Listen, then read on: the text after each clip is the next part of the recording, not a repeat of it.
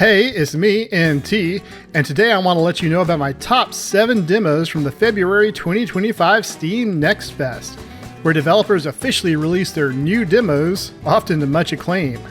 I've sifted through the top lists, read the game website articles, and played over 30 demos to bring you my favorites. Let's get started. Beginning at number 7 is Everhood 2. Now this is the sequel to Everhood 1, which currently has over 10,000 positive reviews.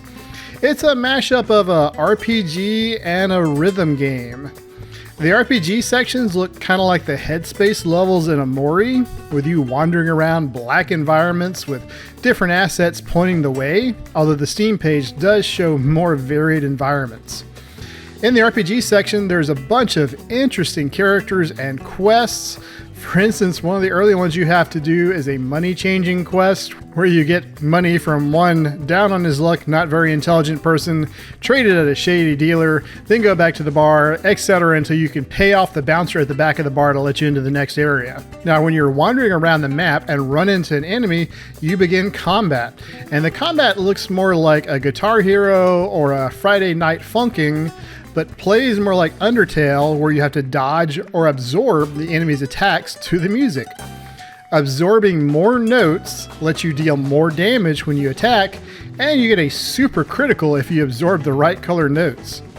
It actually took me a while to understand the combat, and until then I had to turn the difficulty down to make it easier to progress. I love the variety of the combat and just the game in general, and also the music was really good, which is what you're hoping for a rhythm game. All in all, it's a great package, and it releases March the 4th, so almost out.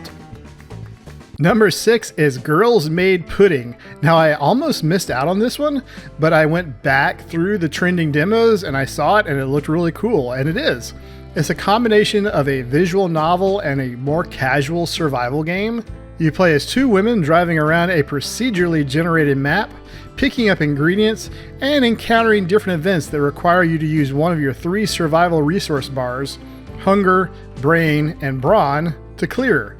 One of these events might be waiting for sheep to clear the road, or petting cats, which is always a positive resource gain, or exploring a house for more ingredients. These ingredients are necessary for the main gameplay loop, which is cooking. When you combine 2 ingredients, you get mystery buffs to your resource bars, and you trigger the next dialogue event, which is the real meat of the game. In fact, it's the story and the dialogue that really drew me into the game. The story is fascinating. A world where when nobody's there to see you, you disappear, literally. But the dialogue really shines. I really enjoyed getting to know the characters better, and it kept me searching for my quest events, which were listed on the right, to progress through more dialogue events. But as much as I enjoyed the dialogue and the narrative, I really loved the feel of the game. It was so calm and so peaceful, just tootling around on the motorcycle, watching the scenery go by, and listening to the 2 women chatting, with just enough gameplay to keep you engaged. It's exactly like Girl's Last Tour, but with a girl and a cat maid on a bike and cooking. Number 5 was Lost in Random, The Eternal Die. This was a roguelite. There was a lot of these in this Next Fest, but I was drawn to it because I really enjoyed 2021's Lost in Random. This game picks up where the last one left off, but stars the antagonist from the last game, Queen Alexandra, now giving her hero name of Alex. It has a nice cinematic intro telling the Queen's story. Alex has a great voice actor. Some of the others are a little more uneven though, although I did fall in love with Manny Chex, the shopkeep with a charmingly low British accent. The game lets you get right into the combat, which I really liked. The combat is really fast, really responsive, so it's fun to play. You're mostly going to use your basic sword attack, but you do have spell cards, like in the first game, that you still have to charge up by knocking the shards out of enemies. You can also throw a dice, which is an AoE projectile, and based on the number that comes up, it can trigger different passives you can earn after beating a room. These passives come in a variety of colors and have to be placed on a board. 3 colors in a row either levels the passive up, or it turns it into stat bonuses for the rest of the run. Like all roguelikes, the game is based on doing run after run after run until you perfect your skills. However, I think right now the balancing is a little easy because I did beat the demo boss on my first go. After a run, you can buy permanent upgrades. For the demo, these are fairly limited, but it looks like they could get more complicated later in the game, which is what I like. I'm really eager to continue the story of the last game, and I enjoy the combat of Lost in Random, the Eternal Die. Number 4 is Demon Tides. It's a 3D platformer, but with some pretty interesting characters and some of the most varied movement I have ever seen. In fact, the developers described it as an expressive platformer, which is a platformer with a lot of combinatorial depth, allowing to express yourself through the game's movement. What that means is a gap can be crossed in a multitude of creative ways. Just in the demo, there are a ton of movement mechanics. The main character, Beebs, is a shapeshifter, so she can turn into a bat, which gives you a double jump, or some weird spinning demon thing, which gives you a little forward momentum boost. You can combine the spinning form and bat for a long jump.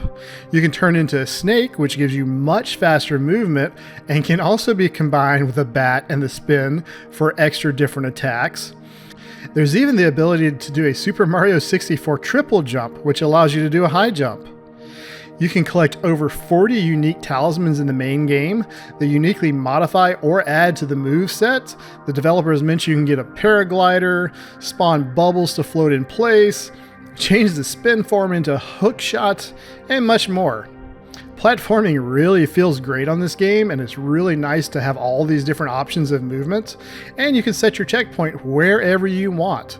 The difficulty is adjustable on the fly. Just don't do like me and keep forgetting to set it.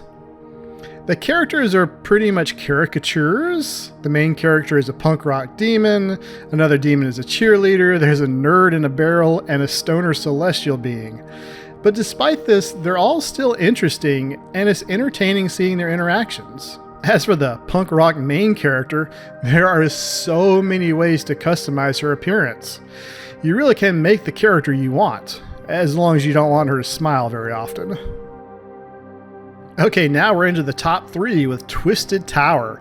Now, I heard about Twisted Tower because Ken Levine, one of the original directors of BioShock, recommended it, and the description says it's placed in an abandoned 1950s resort reminiscent of BioShock and Disney World.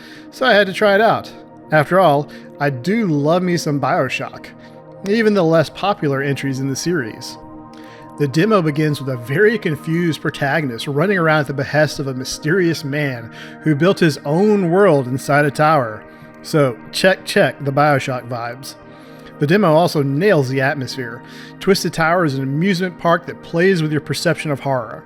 Smashing open pumpkins, which explode in a shower of green goo, is more gruesome than blasting the oversized heads of enemies, which pop in an explosion of confetti.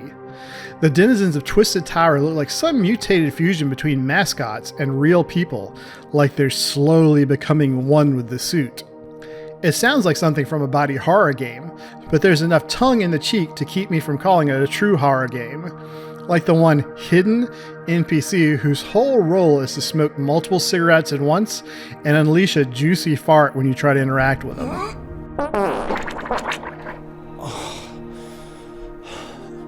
There's a few light environmental puzzles, but most of the game centers around the combat, which feels great. The devs really nailed the feel of the guns, and movement is almost as fast as a boomer shooter.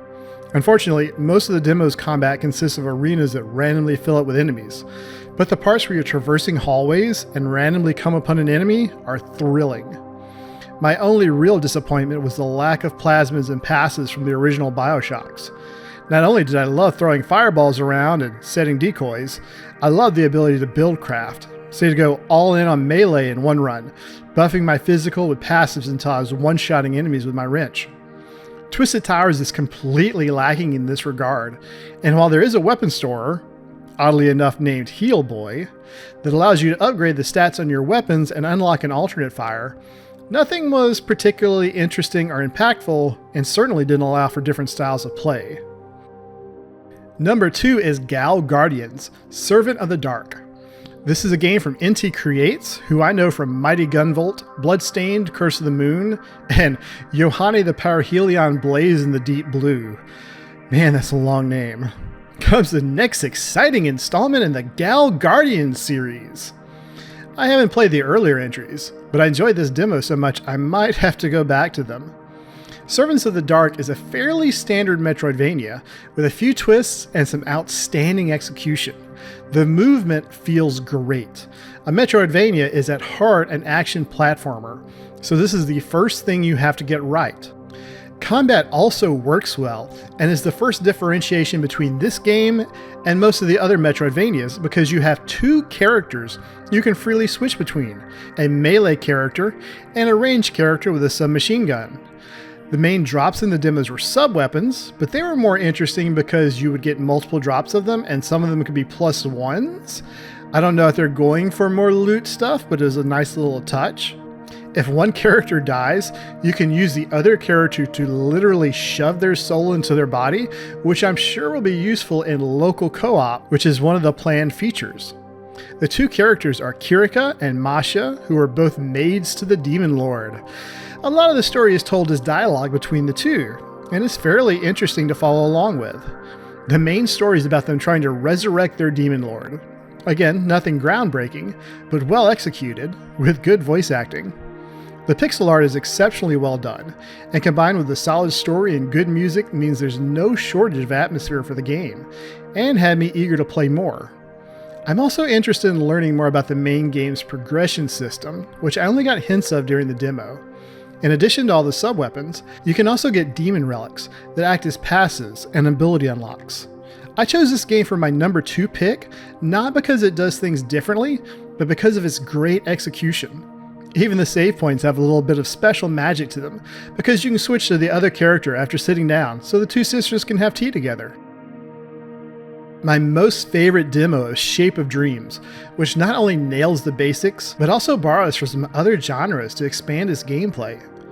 Shape of Dreams is another roguelite, but where the Eternal Die excelled in its story, this game has some of the best combat in any roguelite I've played. The developers designed it as a fusion between the roguelite and the MOBA genres, which means that you have unique characters with unique gameplay.